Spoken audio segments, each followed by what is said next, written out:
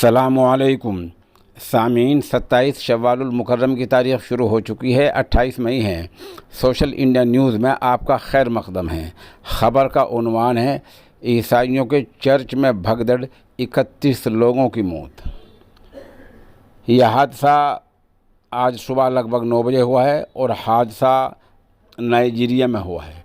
Nigeria एक मुल्क है, वहाँ ईसाइयों के चर्च में आज लगभग 9 बजे भगदड़ मची है और भगदड़ मचने में 31 लोगों की मौत हो गई है।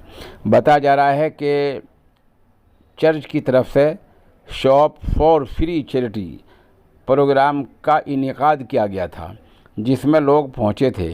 सरकारी आदाद शुमार के मुताबिक नाइजीरिया में ऐसे हादसे आम हो जाते हैं जहां 80 मिलियन से ज़्यादा लोग गरीबी की हालत में रहते हैं। न्यूज़ एजेंसी CNN ने पुलिस और सिक्योरिटी के अफसरान के हवाले से बताया कि दक्कनी नाइजीरियाई शहर पोर्ट हारकोट में आज हफ्ते के दिन एक चर्च में प्रोग्राम के दौरान भगदड़ मच गई, जिसमें 31 लोगों की मौत हो गई है।